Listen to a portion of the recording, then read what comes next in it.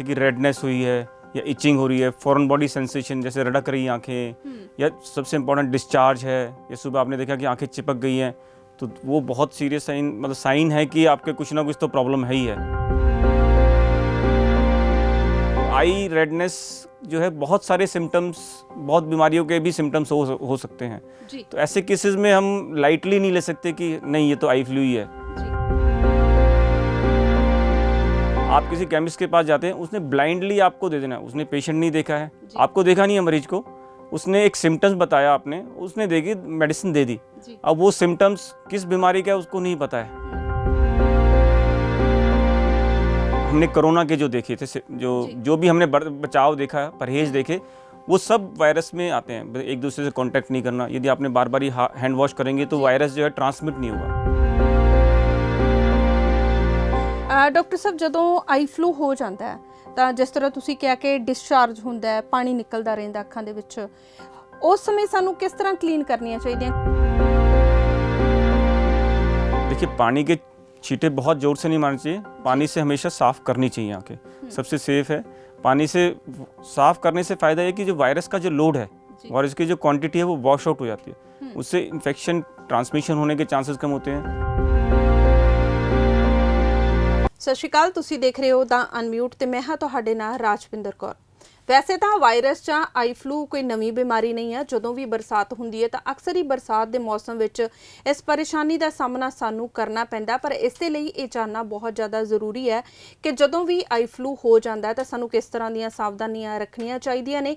ਬਰਸਾਤ ਦੇ ਮੌਸਮ ਦੇ ਵਿੱਚ ਕਿਉਂ ਹੁੰਦੀ ਹੈ ਇਹ ਸਮੱਸਿਆ? ਕਿਉਂਕਿ ਜਦੋਂ ਵੀ ਆਈ ਫਲੂ ਹੁੰਦਾ ਹੈ ਤਾਂ ਅੱਖਾਂ ਬਹੁਤ ਜ਼ਿਆਦਾ ਲਾਲ ਹੋ ਜਾਂਦੀਆਂ ਨੇ, ਇਸ ਨੂੰ ਪਿੰਕ ਆਈਜ਼ ਵੀ ਕਿਹਾ ਜਾਂਦਾ ਹੈ, ਔਰ ਇਸ ਸਭ ਦੇ ਵਿੱਚ ਸਾਵਧਾਨੀਆਂ ਰੱਖਣੀਆਂ ਇਸ ਕਰਕੇ ਵੀ ਬਹੁਤ ਜ਼ਿਆਦਾ ਜ਼ਰੂਰੀ ਆ ਕਿਉਂਕਿ ਇੱਕ ਪਰਸਨ ਤੋਂ ਅਗਰ ਦੂਸਰੇ ਪਰਸਨ ਦੀ ਗੱਲ ਕਰੀਏ ਤਾਂ ਬਹੁਤ ਜ਼ਿਆਦਾ ਜਲਦੀ ਫੈਲ ਜਾਂਦਾ। ਸੋ ਕਿਹੜੀਆਂ ਗੱਲਾਂ ਦਾ ਧਿਆਨ ਰੱਖਣਾ ਚਾਹੀਦਾ, ਕਿਸ ਤਰ੍ਹਾਂ ਅਸੀਂ ਬਚਾਅ ਕਰ ਸਕਦੇ ਹਾਂ? ਅਗਰ ਸਾਨੂੰ ਆਈ ਫਲੂ ਹੋ ਹੀ ਗਿਆ ਤਾਂ ਉਸ ਸਮੇਂ ਸਾਨੂੰ ਕਿਸ ਤਰ੍ਹਾਂ ਦੀਆਂ ਸਾਵਧਾਨੀਆਂ ਰੱਖਣੀਆਂ ਚਾਹੀਦੀਆਂ ਨੇ? ਤੇ ਕਈ ਵਾਰੀ ਕੀ ਹੁੰਦਾ ਕਿ ਅਸੀਂ ਸੋਚਦੇ ਹਾਂ ਕਿ ਆਈ ਫਲੂ ਹੋ ਗਿਆ, ਚਲੋ ਆਫਿਸ ਜਾਂ ਸਕੂਲ ਤੋਂ ਅਸੀਂ ਛੁੱਟੀ ਲੈ ਲੈਂਦੇ ਹਾਂ, ਤਾਂ ਅਜਿਹੇ ਦੇ ਵਿੱਚ ਇਹ ਵੀ ਸਾਡੀ ਬਹੁਤ ਸਾਰੀਆਂ ਮਿੱਥ ਇਹਦੇ ਨਾਲ ਜੁੜੀਆਂ ਹੁੰਦੀਆਂ। ਅਸੀਂ ਇਹ ਵੀ ਸੋਚਦੇ ਹਾਂ ਕਿ ਸਕਰੀਨ ਦਾ ਇਸਤੇਮਾਲ ਕਰਨਾ ਬੰਦ ਕਰ ਦੇਣਾ ਚਾਹੀਦਾ, ਹਨੇਰੇ ਕਮਰੇ ਦੇ ਵਿੱਚ ਰਹਿਣਾ ਚਾਹੀਦਾ। ਤਾਂ ਇਸ ਦੇ ਪਿੱਛੇ ਸਾਇੰਟੀਫਿਕ ਰੀਜ਼ਨ ਕੀ ਆ ਉਹ ਵੀ ਜਾਣਾਂਗੇ, ਗੱਲਬਾਤ ਕਰਾਂਗੇ। ਔਰ ਆਫਿਸ ਜਾਂ ਸਕੂਲ ਤੋਂ ਸਾਨੂੰ ਕਦ ਛੁੱਟੀ ਲੈਣੀ ਚਾਹੀਦੀ ਹੈ, ਕਿੰਨੇ ਦਿਨ ਦੀ ਛੁੱਟੀ ਲੈਣੀ ਚਾਹੀਦੀ ਹੈ, ਔਰ ਕੀ ਇਹ ਘਰ ਬੈਠੇ ਆਪਣੇ ਆਪ ਠੀਕ ਹੋ ਜਾਂਦਾ ਜਾਂ ਕਦ ਡਾਕਟਰ ਕੋਲ ਜਾਣ ਦੀ ਜ਼ਰੂਰਤ ਪੈਂਦੀ ਹੈ? ਇਹ ਸਭ ਗੱਲਾਂ ਬਾਰੇ ਅੱਜ ਅਸੀਂ ਡਿਸਕਸ ਕਰਾਂਗੇ। ਸਾਡੇ ਨਾਲ ਫੋਰਟਿਸ ਤੋਂ ਮਾਹਿਰ ਡਾਕਟਰ ਮੁਕੇਸ਼ ਵਟਸ ਸਾਡੇ ਨਾਲ ਜੁੜੇ ਨੇ, ਜੋ ਕਿ ਆਈਜ਼ ਸਪੈਸ਼ਲਿਸਟ ਨੇ। ਉਹ ਸਾਨੂੰ ਦੱਸਣਗੇ ਕਿ ਕਿਸ ਤਰ੍ਹਾਂ ਆਪਣੀਆਂ ਅੱਖਾਂ ਦੀ ਕੇਅਰ ਕਰ ਸਕਦੇ ਹੋ, ਕਿਉਂਕਿ ਕਹਿੰਦੇ ਨੇ ਕਿ ਅੱਖਾਂ ਕੁਦਰਤ ਦਾ ਦਿੱਤਾ ਹੋਇਆ ਬਹੁਤ ਹੀ ਅਨਮੋਲ ਤੋਹਫਾ ਹੈ। ਅੱਖਾਂ ਹੀ ਸਾਨੂੰ ਦੱਸਦੀਆਂ ਕਿ ਕੁਦਰਤ ਕਿਹੋ ਜਿਹੀ ਆ, ਦੁਨੀਆ ਕਿਹੋ ਜਿਹੀ ਆ। ਸੋ ਅੱਖਾਂ ਦੀ ਸੰਭਾਲ ਕਰਨਾ ਬਹੁਤ ਜ਼ਿਆਦਾ ਜ਼ਰੂਰੀ ਹੈ। ਡਾਕਟਰ ਸਾਹਿਬ, ਸਭ ਤੋਂ ਪਹਿਲਾਂ ਤੁਹਾਡਾ ਸਵਾਗਤ ਕਰਦੇ ਹਾਂ ਜੀ। ਧੰਨਵਾਦ ਜੀ ਡਾਕਟਰ ਸਾਹਿਬ, ਜਿਸ ਤਰ੍ਹਾਂ ਅਸੀਂ ਗੱਲ ਕਰ ਰਹੇ ਹਾਂ ਕਿ ਅਕਸਰ ਹੀ ਬਰਸਾਤ ਦੇ ਦਿਨਾਂ ਦੇ ਵਿੱਚ ਆਈ ਫਲੂ ਦੀ ਸਮੱਸਿਆ ਬਹੁਤ ਜ਼ਿਆਦਾ ਹੋ ਜਾਂਦੀ ਆ, ਔਰ ਜੇਕਰ ਇਸ ਵਾਰ ਦੀ ਗੱਲ ਕਰੀਏ ਤਾਂ ਸਮੱਸਿਆ ਪਹਿਲਾਂ ਨਾਲੋਂ ਪਿਛਲੇ ਸਾਲਾਂ ਨਾਲ ਕੰਪੇਅਰ ਕਰੀਏ ਤਾਂ ਕੁਛ ਜ਼ਿਆਦਾ ਹੈ। ਕੀ ਕਾਰਨ ਹੈ ਕਿ ਬਰਸਾਤ ਦੇ ਦਿਨਾਂ ਦੇ ਵਿੱਚ ही आई फ्लू ਹੁੰਦਾ है? बेसिकली क्या है कि eye flu most of the cases में वायरल इन्फेक्शन है जी। और जैसे कि हमें भी पता है कि इस बारी बारिश काफ़ी ज़्यादा लंबे टाइम तक रही जी। और वायरस के लिए, वायरस या बैक्टीरिया के लिए फैलने के लिए ना सबसे ज़्यादा जरूरी होता है ह्यूमिड इन्वायरमेंट, टेम्परेचर हाई होना चाहिए जी। तो ये बिल्कुल उसके लिए वाकिफ़ वो इन्वायरमेंट हो जाता है, तो उस केस में वायरस बहुत जल्दी फैलता है जी। और इसलिए ज़्यादा ट्रांसमिशन होता है, और मेनली आई फ्लू जो है एक दूसरे से फैलता है जी। इसलिए ज़्यादा इस बारी कह सकते हैं कि हुई है प्रॉब्लम ज़्यादा प्रॉब्लम, क्योंकि ह्यूमिडिटी भी ज़्यादा थी, बारिश नॉर्मल से ज़्यादा हुई है जी। वो एक कारण है। ਔਰ ਡਾਕਟਰ ਸਾਹਿਬ, ਜੇਕਰ ਜਦੋਂ ਵੀ ਕਿਸੇ ਨੂੰ ਆਈ ਫਲੂ ਹੁੰਦਾ, ਸਮ ਟਾਈਮ ਕੀ ਹੁੰਦਾ ਕਿ ਆਈਜ਼ ਦੇ ਵਿੱਚ ਸਾਨੂੰ ਲੱਗਦਾ ਕਿ ਵੈਸੇ ਹੀ ਪੇਨ ਹੋ ਰਹੀ ਹੈ, ਜਾਂ ਬਹੁਤ ਸਾਰੇ ਲੋਕ ਅਜਿਹੇ ਹੁੰਦੇ ਜਿਨ੍ਹਾਂ ਦੀਆਂ ਅੱਖਾਂ ਵੈਸੇ ਹੀ ਲਾਲ ਹੁੰਦੀਆਂ। ਫਿਰ ਕਿਸ ਤਰ੍ਹਾਂ ਪਹਿਚਾਣ ਕੀਤੀ ਜਾਵੇ ਕਿ ਇਹ ਸਮੱਸਿਆ ਜਿਹੜੀ ਆਈ ਫਲੂ ਕਰਕੇ ਹੋ ਰਹੀ ਹੈ ਜਾਂ ਉਹਨਾਂ ਨੂੰ ਕੋਈ प्रॉब्लम है अखा दी? देखिए, कोई भी बीमारी का ये होता है कि सिम्टम्स जो है, मेनली कोई सिम्टम्स नया आपको डेवलप हुआ है, जैसे कि रेडनेस हुई है या इचिंग हो रही है, फॉरेन बॉडी सेंसेशन जैसे रड़क रही आंखें, या सबसे इम्पोर्टेंट डिस्चार्ज है, या सुबह आपने देखा कि आंखें चिपक गई हैं, तो वो बहुत सीरियस साइन है कि आपके कुछ ना कुछ तो प्रॉब्लम है ही है जी। और उसका कारण ढूंढने के लिए आपको डॉक्टर को दिखाना जरूरी है। कारण और भी हो सकते हैं, बट एक बार डॉक्टर देख के बताता है कि ये आई फ्लू है या नहीं है, क्योंकि सिम्टम्स से ही देख के पता लगेगा। जी बिल्कुल। डॉक्टर ਸਾਹਿਬ ਜਿਸ ਤਰ੍ਹਾਂ ਕਿ ਤੁਸੀਂ ਸਿੰਪਟਮ ਦੀ ਗੱਲ ਕੀਤੀ ਹੈ ਕਿ ਤੁਸੀਂ ਦੱਸਿਆ ਕਿ ਇਹ ਵਾਲੀਆਂ ਸਮੱਸਿਆ ਹੋ ਸਕਦੀਆਂ ਨੇ ਜਦੋਂ ਆਈ ਫਲੂ ਹੈ, ਕਿ ਅਗਰ ਇਸ ਤੇ ਆਪਾਂ ਟ੍ਰੀਟਮੈਂਟ ਤੇ ਆ ਜਾਂਦੇ ਆ, ਅਗਰ ਟ੍ਰੀਟਮੈਂਟ ਦੀ ਗੱਲ ਕਰ ਲਈਏ ਕਿ ਇਹ ਆਪਣੇ ਆਪ ਠੀਕ ਹੋ ਜਾਂਦਾ ਹੈ ਜਾਂ ਸਾਨੂੰ ਡਾਕਟਰ ਕੋਲ ਜਾਣ ਦੀ ਜ਼ਰੂਰਤ ਪੈਂਦੀ है?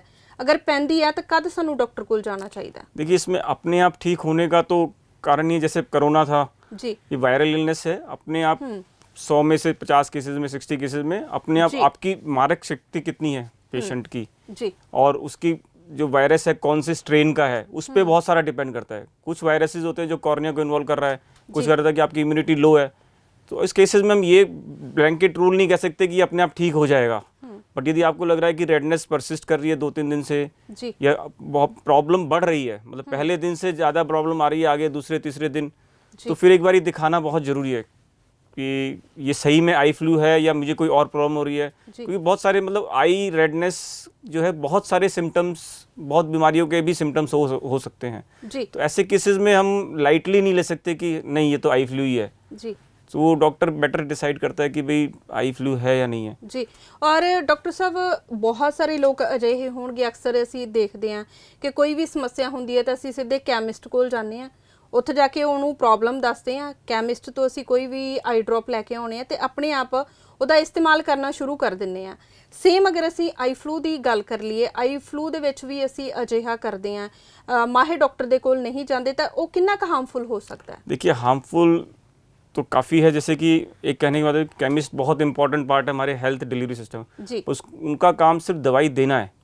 आप किसी केमिस्ट के पास जाते हैं, उसने ब्लाइंडली आपको दे देना है, उसने पेशेंट नहीं देखा है, जी। आपको देखा नहीं है मरीज को, उसने एक सिम्टम्स बताया आपने, उसने देगी मेडिसिन दे दी। जी, अब वो सिम्टम्स किस बीमारी का है उसको नहीं पता है, उनको क्या ज़रूरत है, एंटीबायोटिक की ज़रूरत है नहीं है, किस चीज़ की ज़रूरत है, तो वो एक तरीके से ब्लैंकेट सा ट्रीटमेंट है और वो एक अंधेरे में तीर चलाने वाली बात है।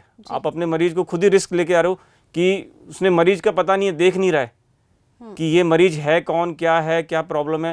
आपने कहा कि उसको आई फ्लू हो गया, उसने एक दवाई जी। दे दी ब्लाइंडली, जी, तो वो एक बहुत रिस्की है जो कि इंडिया में मतलब उतना इनकरेज नहीं करना चाहिए। बिल्कुल, इनकरेज ਅਸੀਂ नहीं ਦੇਖਦੇ ਹਾਂ ਕਿ ਲੋਕ ਅਕਸਰ ਹੀ ਇਸ ਤਰ੍ਹਾਂ ਕਰਦੇ ਆ। ਔਰ ਜੇਕਰ ਡਾਕਟਰ ਸਾਹਿਬ ਅਸੀਂ ਗੱਲ ਕਰ ਲਈਏ ਕਿ ਸਾਵਧਾਨੀਆਂ ਰੱਖਣੀਆਂ ਬਹੁਤ ਜ਼ਿਆਦਾ ਜ਼ਰੂਰੀ ਹੈ, ਕਿਉਂਕਿ ਆਈ ਫਲੂ ਹੋ ਵੀ ਗਿਆ ਹੈ, ਜਿਸ ਤਰ੍ਹਾਂ ਤੁਸੀਂ ਦੱਸਿਆ ਕਿ ਵਾਇਰਲ ਹੈ ਤਾਂ ਇੱਕ ਪਰਸਨ ਤੋਂ ਦੂਸਰੇ ਪਰਸਨ ਤੱਕ ਬਹੁਤ ਤੇਜ਼ੀ ਦੇ ਨਾਲ ਚਲਾ ਜਾਂਦਾ ਹੈ, ਤਾਂ ਅਜਿਹੇ ਦੇ ਵਿੱਚ ਸਾਵਧਾਨੀਆਂ ਦੀ ਗੱਲ ਕਰੀਏ ਤਾਂ किस तरह ਦੀਆਂ ਸਾਵਧਾਨੀਆਂ ਸਾਨੂੰ ਰੱਖਣੀਆਂ ਚਾਹੀਦੀਆਂ? हमने कोरोना के जो देखे थे, जो भी हमने बचाव देखा, परहेज देखे, वो सब वायरस में आते हैं। एक दूसरे से कांटेक्ट नहीं करना, यदि आपने बार बार हैंड वॉश करेंगे तो वायरस जो है ट्रांसमिट नहीं होगा। इसमें ट्रांसमिशन कैसे होता है कि आपने एक कांटेक्ट पर्सन को टच कर लिया, उससे आपके वायरस हाथ में आया, आपने हाथ से आंखों में रगड़ लिया तो आंख में चला गया और वहाँ पे वो मल्टीप्लाई करने लग गया। जी, सो उस चेन को हमें ब्रेक करना है। उससे जैसे आपने हैंड, आपको कोइंसिडेंटली लग गया, गलती से लग गया या किसी से टच हो गया, आपको लग गया कि भाई इसको वो हो सकता है, तो आप फ्रीक्वेंट हैंड वॉश कीजिए।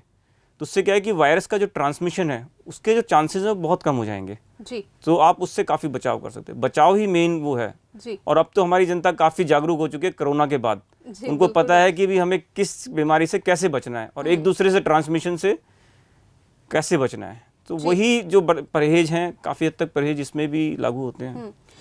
ਡਾਕਟਰ ਸਾਹਿਬ ਜਦੋਂ ਆਈ ਫਲੂ ਹੋ ਜਾਂਦਾ ਹੈ ਤਾਂ ਜਿਸ ਤਰ੍ਹਾਂ ਤੁਸੀਂ ਕਿਹਾ ਕਿ ਡਿਸਚਾਰਜ ਹੁੰਦਾ ਹੈ, ਪਾਣੀ ਨਿਕਲਦਾ ਰਹਿੰਦਾ ਅੱਖਾਂ ਦੇ ਵਿੱਚ, ਉਸ ਸਮੇਂ ਸਾਨੂੰ ਕਿਸ ਤਰ੍ਹਾਂ ਕਲੀਨ ਕਰਨੀਆਂ ਚਾਹੀਦੀਆਂ? ਕਿਉਂਕਿ ਬਹੁਤ ਸਾਰੇ ਲੋਕ ਅਜਿਹੇ ਆ ਜਿਹੜੇ ਪਾਣੀ ਦੇ ਛਿੱਟੇ ਮਾਰਦੇ ਆ ਜਾਂ ਟਿਸ਼ੂ ਨਾਲ ਆਪਣੀ ਅੱਖਾਂ ਨੂੰ ਸਾਫ਼ ਨਹੀਂ ਕਰਦੇ ਜਾਂ ਇੱਕ ਹੀ ਟਿਸ਼ੂ ਦਾ ਇਸਤੇਮਾਲ ਕਰਦੇ ਆ। ਲਾਈਕ ਸਟਾਰਟਿੰਗ ਹੁੰਦੀ ਹੈ, ਇੱਕ ਅੱਖ ਤੋਂ ਹੁੰਦੀ ਹੈ, ਦੂਸਰੀ ਅੱਖ ਨੂੰ ਆਈ ਫਲੂ ਨਹੀਂ ਹੋਇਆ ਹੁੰਦਾ। ਕਿ ਅਗਰ ਅਸੀਂ ਇਸ ਤਰ੍ਹਾਂ ਕਲੀਨ ਕਰਾਂਗੇ ਤਾਂ ਦੂਸਰੀ ਅੱਖ 'ਚ ਹੋ ਸਕਦਾ ਆਈ ਫਲੂ? और किस तरह उस समय सानू क्लीन किस तरह करनी चाहिए कि पानी दे छिट्टे मारने चाहिए या नहीं? देखिए, पानी के छींटे बहुत जोर से नहीं मारने चाहिए, पानी से हमेशा साफ करनी चाहिए आंखें, सबसे सेफ है। पानी से साफ करने से फ़ायदा है कि जो वायरस का जो लोड है और इसकी जो क्वांटिटी है वो वॉश आउट हो जाती है, उससे इन्फेक्शन ट्रांसमिशन होने के चांसेस कम होते हैं और वायरस लोड कम होता है, तो सीवियरिटी कई बार कम हो सकती है। दूसरी चीज़ कि एक आंख में हो गया, दूसरी आंख में हो गया, तो एक ही आदमी से तो बचना मुश्किल है। हाँ, ये है कि दूसरे लोगों को ना जाए, पर हो सकता है उसमें ट्रांसमिशन तो दूसरी आंख में भी, तो पेशेंट को बताना चाहिए कि भाई एक में हुआ तो दूसरे में होने के चांसेस हैं, क्योंकि जी। और ਡਾਕਟਰ ਸਾਹਿਬ ਕਈ ਵਾਰੀ ਇਹ ਵੀ ਹੁੰਦਾ ਹੈ ਕਿ ਫੈਮਿਲੀ ਦੇ ਵਿੱਚ ਲਾਈਕ ਕਿਸੇ ਨੂੰ ਹੋ ਗਿਆ ਤਾਂ ਦੂਸਰੀ ਜਿਹੜੇ ਫੈਮਿਲੀ ਦੇ ਬਾਕੀ ਮੈਂਬਰ ਹੁੰਦੇ ਆ ਉਹਨਾਂ ਨੂੰ ਵੀ ਇਹ ਲੱਗਦਾ ਹੈ ਕਿ ਸਾਨੂੰ ਫਲੂ ਨਾ ਹੋ ਜਾਵੇ, ਮੈਡੀਸਨ ਦੀ ਸ਼ੇਅਰਿੰਗ ਕਰਦੇ ਆ। ਲਾਈਕ ਇੱਕ ਪਰਸਨ ਨੂੰ ਆਈ ਫਲੂ ਹੋਇਆ, ਬਾਕੀ ਫੈਮਿਲੀ ਨੂੰ ਨਹੀਂ ਹੈ, ਬਟ ਉਹ ਮੈਡੀਸਨ ਦੀ ਸ਼ੇਅਰਿੰਗ ਕਰਦੇ ਆ, ਤਾਂ ਕੀ ਉਹ शेयरिंग भी दूसरे तक वो पहुंचा सकती है फ्लू? देखिए, पहली चीज़ तो जिसको फ्लू नहीं हुआ है जी उसको मेडिसिन की ज़रूरत नहीं है। पहली चीज़ तो ये जी कि उसको सिर्फ ये बचाव की ज़रूरत है कि मैं टॉवल शेयर ना करूं, कॉन्टैक्ट्स उसके जो कॉन्टैक्ट जो चीज़ें हैं उन सामान को यूज़ ना करूं और शेक हैंड ना करूं, मतलब ये सब चीज़ें उनसे कॉन्टैक्ट अवॉइड करना है। बाकी बचाव के लिए कोई मेडिसिन की ज़रूरत नहीं है। रही जो दूसरा क्वेश्चन आपने पूछा कि भाई वो दवाइयाँ शेयर करने से, तो वो तो सीधा हो गया कि आपने एक इन्फेक्टेड पर्सन की दवाई जो कांटेक्ट की हुई है वो आपने डाल ली, तो ऑब्वियसली आपने तो और भी क्लोजेस्ट कर दिया उसको जी। आपने और जो शॉर्ट रूट को ना काफ़ी शॉर्ट कर दिया कि भी उसी दवाई में जो इन्फेक्टेड पर्सन उसमें वायरस होंगे ही होंगे, टच किया हुआ उसने, तो वो आपके में जाएगा ही जाएगा जी। तो पहली बात है। लेकिन जिसको नहीं हुआ हुआ है उसको दवाई लेने की जरूरत नहीं है, उसको सिर्फ ये है कि फ्रीक्वेंट हैंड वॉश करें, क्योंकि कई बार बच्चों मदर होती हैं, बच्चों को संभालना होता है, ये सब करना होता है, तो आप बीच में हैंड वॉश करते रहिए ताकि आपका और आंखों को हाथ ना टच करें, मतलब ज़्यादा ना लगाएं। और जिस तरह डॉक्टर मुकेश साडे नाल जुड़े हुए ने, उन्होंने बहुत ही अच्छी एक गल कही है कि कई बार हुंदा कि असीं डरदे मारी अपनी अखां दे विच मैडिसन पाउणा शुरू कर दिंदे आ। जेकर तुहानूं आई फ्लू नहीं आ तां अपने आप तुसीं मैडिसन दा इस्तेमाल नहीं करना, क्योंकि अखां बहुत ज़्यादा नाजुक हुंदियां, सो इस चीज़ दा खास ध्यान रखना चाहिए। और डॉक्टर साहब कई बार की हुंदा है कि असीं जिहड़े आ घरेलू उपचार लाइक घरेलू नुस्खे उन्हां दे वल बहुत जाने आ। गुलाब जल की असी गल कर लीए तो बहुत सारे लोग अपन अखां नूं फ्रैश रखने के लिए गुलाब जल का इस्तेमाल करते हैं। कि इस तरह करना सेफ है? देखिए, गुलाब जल तो काफ़ी, मतलब गुलाब जल हुआ या जैसे काफ़ी सारी दृष्टि आई, इनमें क्या स्टेरिलिटी नहीं होती है। इसमें क्या इन्फेक्शन, बैक्टीरियल इन्फेक्शन काफ़ी सीवियर होते हैं, क्योंकि हमने गुलाब जल लिया तो उसमें बैक्टीरिया ग्रो कर गया तो काफ़ी सीवियर फॉर्म में होगा। तो गुलाब जल वगैरह तो बिल्कुल अवॉइड ही करने चाहिए, क्योंकि उनमें उतना स्ट्राइल इन्वायरमेंट में नहीं बनाए हुए होते हैं और उससे बैक्टीरियल इन्फेक्शन ट्रांसमिट होने के बहुत ज़्यादा चांसेस हैं। जी, तो वो तो इट मींस कि गुलाब जल का भी इस्तेमाल करन तो सानू किते ना किते ਉਹ ਚੀਜ਼ਾਂ ਨੂੰ ਅਵੋਇਡ ਕਰਨਾ ਚਾਹੀਦਾ ਜੀ। ਔਰ ਡਾਕਟਰ ਸਾਹਿਬ ਇੱਕ ਹੋਰ ਵੀ ਅਹਿਮ ਚੀਜ਼ ਆ, ਬਹੁਤ ਸਾਰੇ ਲੋਕ ਹੈ ਜਿਹੜੇ ਰੈਗੂਲਰ ਕੋਈ ਆਈਜ਼ ਦੀਆਂ ਮੈਡੀਸਨ ਲੈਂਦੇ ਆ, ਲਾਈਕ ਗਲੂਕੋਮਾ ਦੀ ਗੱਲ ਕਰ ਲਈਏ ਜਾਂ ਕਿਸੇ ਦਾ ਆਈਜ਼ ਦਾ ਆਪਰੇਟ ਹੋਣਾ ਹੈ ਤੇ ਉਹਨਾਂ ਨੂੰ ਆਈ ਫਲੂ ਹੋ ਜਾਂਦਾ ਹੈ। ਕੀ ਜੋ ਉਹ ਰੈਗੂਲਰ ਮੈਡੀਸਨ ਲੈਂਦੇ ਆ, ਆਈਜ਼ ਦੇ ਵਿੱਚ ਡ੍ਰੌਪਸ ਪਾਉਂਦੇ ਨੇ, ਕੀ ਉਹਨਾਂ ਦਾ ਇਸਤੇਮਾਲ ਬੰਦ ਕਰ ਦੇਣਾ ਚਾਹੀਦਾ ਹੈ? अगर ऑपरेट करन दा करवाउण दा सोच रहे ने तो कि उस चीज़ नूं भी उन्होंने पोस्टपोन करना चाहिए फ्लू तो बाद? देखिए, दो चीज़ें होती हैं, जैसे आपने ग्लोकोमा की मेडिसिन या कोई रेगुलर मेडिसिन, प्रोलॉन्ग मेडिसिन चल रही है, उसको बंद करने की कोई ज़रूरत ही नहीं है जी। वो तो आपको रेगुलर डालनी है, वो तो एक साइड बाई साइड चल रहा है आपके जो है जी। रहा आप यदि आपके आई फ्लू हो गया तो इट्स ऑलवेज बेटर कि आप ऑपरेशन या कोई भी इलेक्टिव प्रोसीजर पोस्टपोन कर दीजिए, मतलब डिले करें जी। ड्यूरिंग आई फ्लू ਜਾਂ आई फ्लू तो कितना टाइम तक ਦਾ, जिस तरह ਤੁਸੀਂ ਕਿਹਾ ਕਿ ਸਾਨੂੰ पोस्टपोन करना चाहिए, अगर करना चाहिए तो उस समा कितना होना चाहिए? कम से कम ये मान के चलते हैं कि इन्फेक्टिविटी 7 से 10 दिन होती है, तो एटलीस्ट 2 हफ्ते तक हम अवॉइड कर सकते हैं यदि कोई इमरजेंसी सर्जरी नहीं है तो।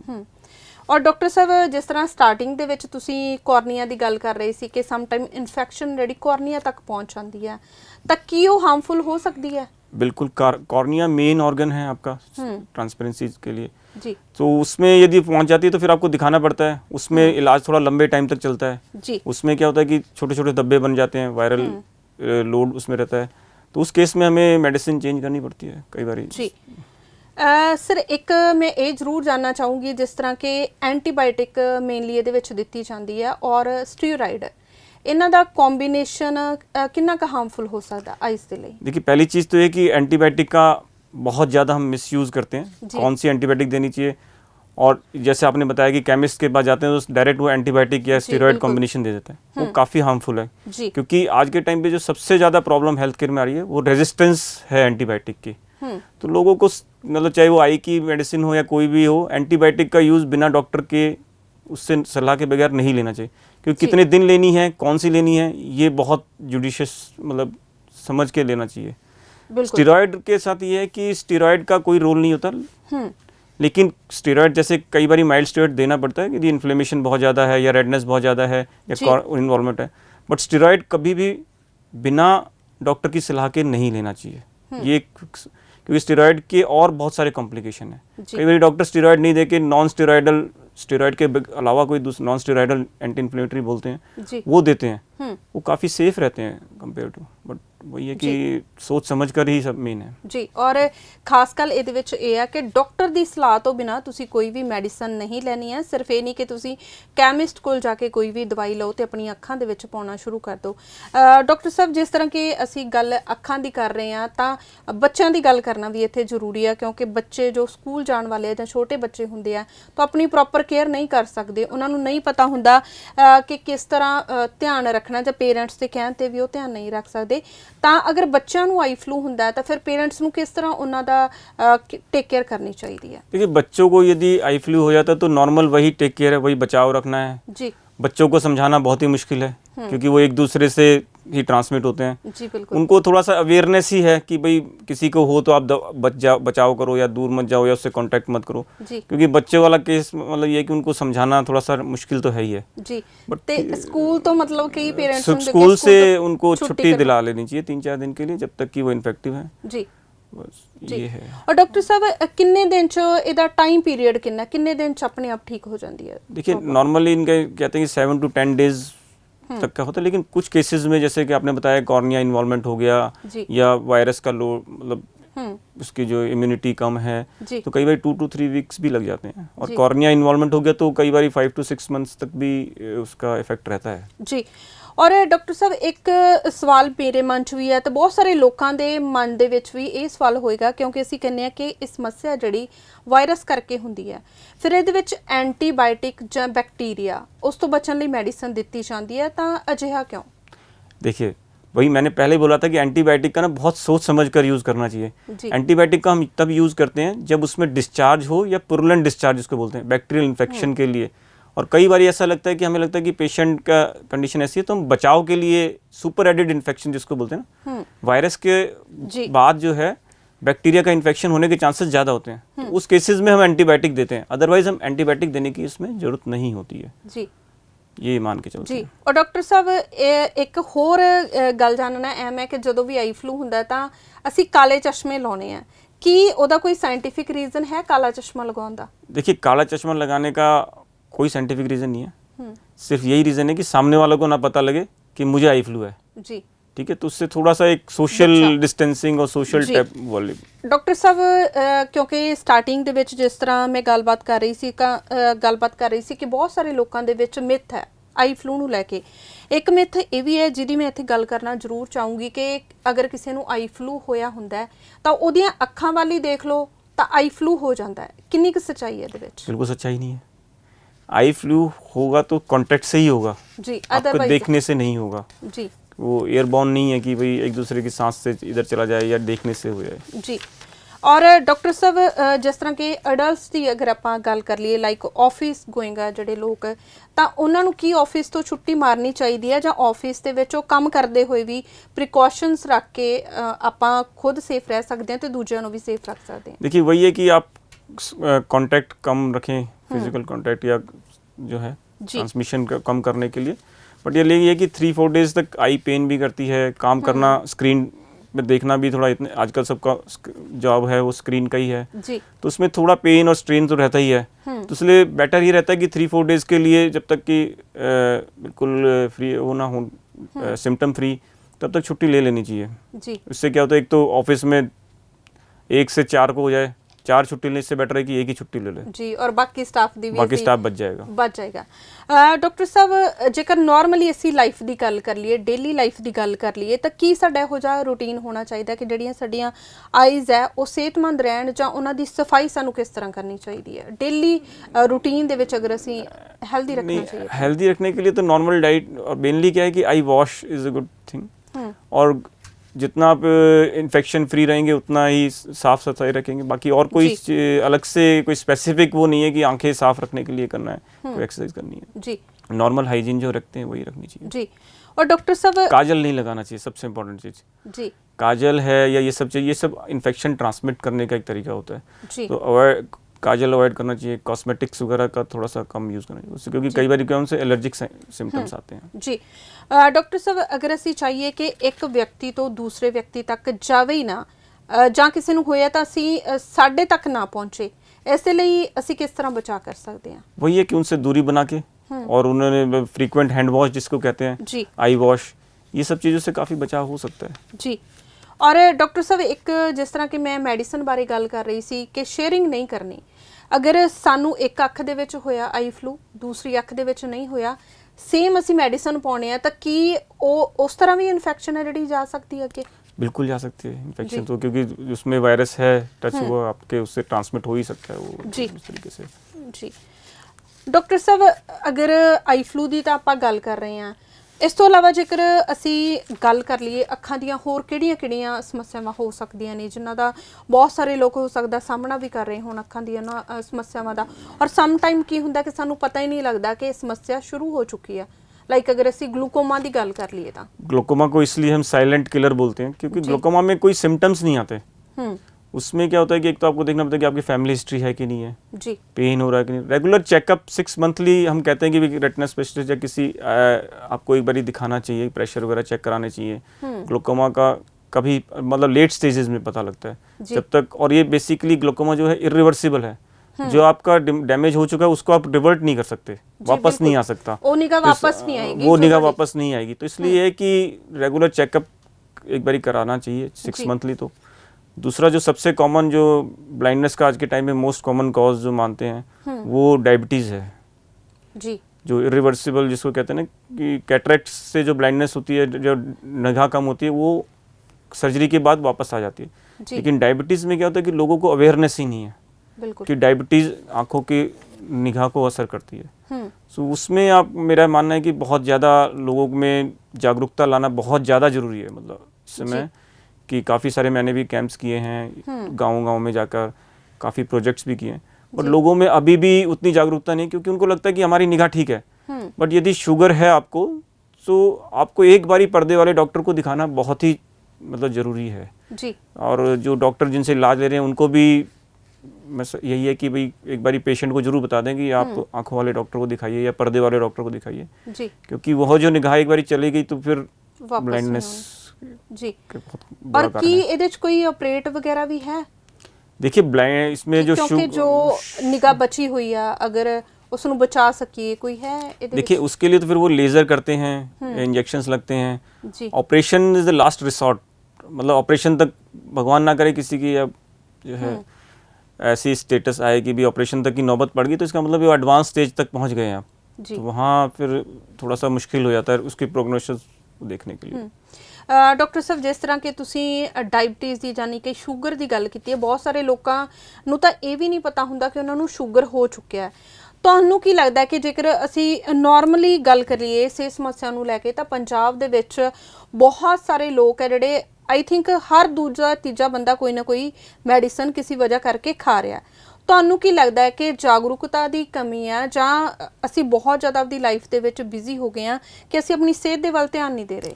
बेसिकली आजकल लोगों को ऐसा लगता है कि थोड़ा सेहत का, एक तो अपनी जो डाइटरी हैबिट्स जिसको खान पान की जो है ना जी, वो हम बहुत ज़्यादा जंक फूड खाते हैं, ये सब खाते हैं। पहले लोग वर्कआउट्स काफ़ी करते थे, या मतलब वर्कआउट नहीं भी करते तो जो काम करते थे, डेली काम करते थे, उसी में ही वर्कआउट होता था जो उनको पता ही नहीं लगता था।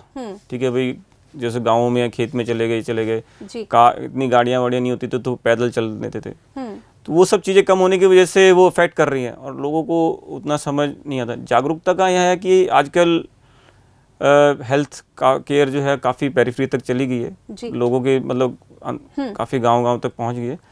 तो अब आगे चल के लगता है कि ठीक ही होगा, मतलब लोगों में अवेयरनेस आनी चाहिए, जागरूकता जितनी अपनी हेल्थ अच्छी इंप्रूव करेगी। ਡਾਕਟਰ ਸਾਹਿਬ, ਜਿਸ ਤਰ੍ਹਾਂ ਕਿ ਤੁਸੀਂ ਜੰਕ ਫੂਡ ਦੀ ਗੱਲ ਕੀਤੀ ਆ, ਤਾਂ ਅਸੀਂ ਦੇਖਦੇ ਹਾਂ ਕਿ ਅੱਜ ਕੱਲ੍ਹ ਅਸੀਂ ਘਰ ਦਾ ਖਾਣਾ ਛੱਡ ਕੇ ਜੋ ਹੈਲਦੀ ਖਾਣਾ ਉਹਨੂੰ ਛੱਡ ਕੇ ਅਸੀਂ ਜੰਕ ਫੂਡ ਦੇ ਵੱਲ ਬਹੁਤ ਜ਼ਿਆਦਾ ਉਹਨੂੰ ਲੈਂਦੇ ਆ, ਜੰਕ ਫੂਡ ਨੂੰ। ਅੱਖਾਂ ਦੀ ਸਿਹਤ ਦੀ ਅਸੀਂ ਗੱਲ ਕਰ ਲਈਏ ਤਾਂ ਕਿਸ ਤਰ੍ਹਾਂ ਦਾ ਜਿਹੜੀ ਸਾਡੀ ਡਾਈਟ ਆ ਉਹ ਕਿਸ ਤਰ੍ਹਾਂ ਦੀ ਹੋਣੀ ਚਾਹੀਦੀ ਆ? देखिए आँखों के लिए अलग से कोई डाइट का वो नहीं है, लेकिन आपका यदि हेल्थ ठीक है, मेनली हीमोग्लोबिन ठीक है, बाकी सारी चीज़ें ठीक हैं जी, सो आपकी आंखें भी ठीक ही रहेंगी। यदि मतलब कोई अलग से कोई बीमारी ना हो, जैसे कि जैसे ग्लूकोमा ना हो, ये सब चीज़ें हैं। बाकी आंखों के लिए मतलब ये कि नॉर्मल जो आप खाना खाते हैं वही खाना है, विटामिन ए वगैरह जैसे गाजर वगैरह कहते हैं कि अच्छी खानी चाहिए, या जितने भी कलरफुल फ्रूट्स हैं वो खाने चाहिए सेहत के लिए जी। वो काफ़ी, क्योंकि उनमें एंटीऑक्सीडेंट्स होते हैं, तो जितने फ्रूट्स हैं, जितना एंटीऑक्सीडेंट्स खाएंगे तो आँखों के लिए उतना फायदेमंद रहता है। ਔਰ ਡਾਕਟਰ ਸਾਹਿਬ ਜਿਸ ਤਰ੍ਹਾਂ ਕਿ ਆਪਾਂ ਗੱਲ ਕੀਤੀ ਹੈ ਕਿ ਫਲੂ ਹੈ ਜਿਹੜਾ ਤੁਸੀਂ ਵੀ ਇਹ ਦੱਸਿਆ ਕਿ 15 ਦਿਨ ਦੇ ਵਿੱਚ ਤਕਰੀਬਨ ਆਪਣੇ ਆਪ ਠੀਕ ਹੋ ਜਾਂਦਾ ਹੈ, ਕੀ ਇਸ ਟਾਈਮ ਦੇ ਦੌਰਾਨ ਵੀ ਰੈਗੂਲਰ ਫॉलोअप ਜ਼ਰੂਰੀ ਹੈ ਜਾਂ ਉਸ ਤੋਂ ਬਾਅਦ ਵੀ ਕਿੰਨਾ ਕੁ ਜ਼ਰੂਰੀ ਹੈ? देखिए फॉलोअप का तो ये है कि आपके सिम्टम्स कम हो रहे हैं तो फिर नॉर्मली हम 1 वीक के बाद एक बार देखते हैं। मेन इसमें फॉलोअप का जो खास करके आई फ्लू में है कि हमें देखना होता है कि कॉर्निया तो इन्वॉल्व नहीं हो रहा है। यदि कॉर्निया इन्वॉल्व होता है तो हमें कोई एंटीवायरल या स्टेरॉयड स्टार्ट करना पड़ता है, या जो भी कंडीशन होती है उसको देख कर हमें पेशेंट को एडवाइस करना पड़ता है। सो इसलिए एटलीस्ट 15 डेज तक तो हम फॉलोअप करते ही हैं वीकली। ਡਾਕਟਰ ਸਾਹਿਬ ਇੱਕ ਚੀਜ਼ ਮੈਂ ਹੋਰ ਜਿਹੜੀ ਜਾਨਣਾ ਚਾਹੂੰਗੀ, ਜਿਸ ਤਰ੍ਹਾਂ ਬਰਸਾਤ ਦੀ ਤਾਂ ਅਸੀਂ ਗੱਲ ਕੀਤੀ ਹੈ ਕਿ ਅਕਸਰ ਹੀ ਬਰਸਾਤ ਦੇ ਦਿਨਾਂ ਵਿੱਚ ਸਮੱਸਿਆ ਹੋ ਜਾਂਦੀ ਹੈ, ਕਿ ਅਗਰ ਅਸੀਂ এনवायरमेंट ਦੀ ਗੱਲ ਕਰ ਲਈਏ, ਬਹੁਤ ਸਾਰੇ ਲੋਕ ਇਵੇਂ ਦੇ ਹੋਣਗੇ ਜਿਹੜੇ ਪੋਲਿਊਟਡ ਏਰੀਆ ਦੇ ਵਿੱਚ ਰਹਿੰਦੇ ਨੇ, ਜਾਂ ਜਿੱਥੇ ਕਹਿ ਲਓ ਕਿ ਡਸਟ ਬਹੁਤ ਜ਼ਿਆਦਾ ਹੈ, ਪੋਲਿਊਸ਼ਨ ਬਹੁਤ ਜ਼ਿਆਦਾ, ਕੀ ਉਹਨਾਂ ਨੂੰ ਵੀ ਇਹ ਸਮੱਸਿਆ ਜ਼ਿਆਦਾ ਹੁੰਦੀ ਹੈ? देखिए जहाँ पे डस्ट है, पोल्यूशन है, वहाँ तो एलर्जी वाला पार्ट ज़्यादा काफ़ी कॉमन हो जाएगा, उनकी आंखें लाल रहेंगी, वाटरिंग काफ़ी होगी। तो उस केस में तो मेनली वो जैसे हम बार बार ही आँख धोना, पोल्यूशन से बचाना, और यदि बहुत ज़्यादा जैसे गर्म इन्वायरमेंट में काम कर रहे हैं तो सन ग्लासेस, जैसे काफ़ी वर्कर्स होते हैं जो धूप में काम करते हैं, या जैसे फैक्ट्री वगैरह में जो काम करते हैं, उनको एक सन ग्लासेस या प्रोटेक्टिव ग्लासेस लगाने चाहिए, क्योंकि दूसरा जो सबसे ज़्यादा वर्किंग क्लास में जो आई की जो प्रॉब्लम आती है मेन है ट्रॉमा, जो जैसे फैक्ट्री पे काम करने वालों का है, या इस तरीके से उनको इंजरी से बचाने के लिए protective glasses should be compulsory होने चाहिए। जी। और डॉक्टर साहब ਤੁਸੀਂ ਆਪਣੀ ਤਰਫ ਤੋਂ ਕੋਈ ਟਿਪਸ ਅਗਰ ਦੇਣਾ ਚਾਹੁੰਦੇ ਹੋ ਤਾਂ ਰਿਗਾਰਡਿੰਗ ਚਾਹੇ ਆਈ ਫਲੂ ਦੀ ਗੱਲ ਕਰ ਲਈਏ, ਜਾਂ ਤੁਸੀਂ ਅੱਖਾਂ ਨੂੰ ਤੰਦਰੁਸਤ ਕਿਵੇਂ ਰੱਖ ਸਕਦੇ ਹੋ, किस तरह बचाव करना है? बस ये आंखें हैं तो जान है, बस आंखों का जितना ध्यान रखेंगे उतना अच्छा है जी, क्योंकि वही आपकी दुनिया दिखाती हैं। और डॉक्टर साहब ने बड़ा ही खूबसूरत सुनेहा दिता है कि ਜਿਹੜੀਆਂ ਅੱਖਾਂ ਨੇ ਉਹ ਹੀ ਸਾਨੂੰ ਦਿਖਾਉਂਦੀਆਂ ਨੇ ਕਿ ਦੁਨੀਆ ਕਿਹੋ ਜਿਹੀ ਹੈ। ਸੋ ਸਾਡੀ ਲਾਈਫ ਦਾ ਬਹੁਤ ਜ਼ਿਆਦਾ ਇੰਪੋਰਟੈਂਟ ਪਾਰਟ ਹੈ ਅੱਖਾਂ, ਇਹਨਾਂ ਦੀ ਕੇਅਰ ਕਰਨਾ, ਇਹਨਾਂ ਦਾ ਧਿਆਨ ਰੱਖਣਾ ਬਹੁਤ ਜ਼ਿਆਦਾ ਜ਼ਰੂਰੀ ਹੈ। ਅੱਜ ਦੇ ਇਸ ਟੌਪਿਕ ਦੇ ਵਿੱਚ ਅਸੀਂ ਆਈ ਫਲੂ ਤੇ ਗੱਲ ਕੀਤੀ ਹੈ, ਪਰ ਤੁਹਾਡੀਆਂ ਸਿਹਤ ਸਮੱਸਿਆਵਾਂ ਨਾਲ ਜੁੜਿਆ ਹੋਇਆ ਪ੍ਰੋਗਰਾਮ ਇਸੇ ਤਰ੍ਹਾਂ ਅਸੀਂ ਜਾਰੀ ਰੱਖਾਂਗੇ। ਨੈਕਸਟ ਟਾਈਮ ਅਸੀਂ ਸ਼ੂਗਰ ਤੇ ਜਾਂ ਜਿਸ ਤਰ੍ਹਾਂ ਕਿ ਗਲੂਕੋਮਾ ਦੀ ਗੱਲ ਕੀਤੀ ਹੈ, ਯਾਨੀ ਕਿ ਕਾਲਾ ਮੋਤੀ, ਬਹੁਤ ਸਾਰੇ ਲੋਕਾਂ ਨੂੰ ਇਹ ਨਹੀਂ ਪਤਾ ਹੁੰਦਾ ਕਿ ਕਿਉਂਕਿ ਇਹਦੇ ਸਿੰਪਟਮ ਹੈ ਜਿਹੜੇ ਤਦ ਦਿਖਾਈ ਦਿੰਦੇ ਆ ਜਦੋਂ ਸਮੱਸਿਆ ਬਹੁਤ ਜ਼ਿਆਦਾ ਵੱਧ ਚੁੱਕੀ ਹੁੰਦੀ ਹੈ, ਤੁਹਾਡੀ ਕਾਫੀ ਸਾਰੀ ਨਿਗਾਹ ਜਿਹੜੀ ਜਾ ਚੁੱਕੀ ਹੁੰਦੀ ਹੈ, ਤਾਂ ਜੋ ਤੁਹਾਡੀ ਬਚੀ ਹੋਈ ਨਿਗਾਹ ਉਸ ਨੂੰ ਕਿਵੇਂ ਬਚਾਇਆ ਜਾ ਸਕਦਾ ਹੈ, ਇਸ ਤੇ ਵੀ ਗੱਲਬਾਤ ਕਰਾਂਗੇ ਔਰ ਨਵੇਂ-ਨਵੇਂ ਟੌਪਿਕ ਸਿਹਤ ਸਮੱਸਿਆਵਾਂ ਨਾਲ ਜੁੜੇ ਹੋਏ ਤੁਹਾਡੇ ਲਈ ਲੈ ਕੇ ਆਉਂਦੇ ਰਵਾਂਗੇ। ਡਾਕਟਰ ਮੁਕੇਸ਼, ਤੁਸੀਂ ਸਾਡੇ ਨਾਲ ਅੱਜ ਦੇ ਇਸ ਪ੍ਰੋਗਰਾਮ ਦੇ ਵਿੱਚ ਜੁੜੇ, ਬਹੁਤ ਇਨਫੋਰਮੇਟਿਵ ਤੁਸੀਂ ਸਾਨੂੰ ਗੱਲਾਂ ਦੱਸੀਆਂ ਨੇ, ਬਹੁਤ ਵੈਲਿਊਏਬਲ ਇਨਫੋਰਮੇਸ਼ਨ ਤੁਸੀਂ ਸਾਡੇ ਨਾਲ ਸ਼ੇਅਰ ਕੀਤੀ ਹੈ, ਉਸ ਲਈ ਤੁਹਾਡਾ ਬਹੁਤ-ਬਹੁਤ ਧੰਨਵਾਦ। Thank you.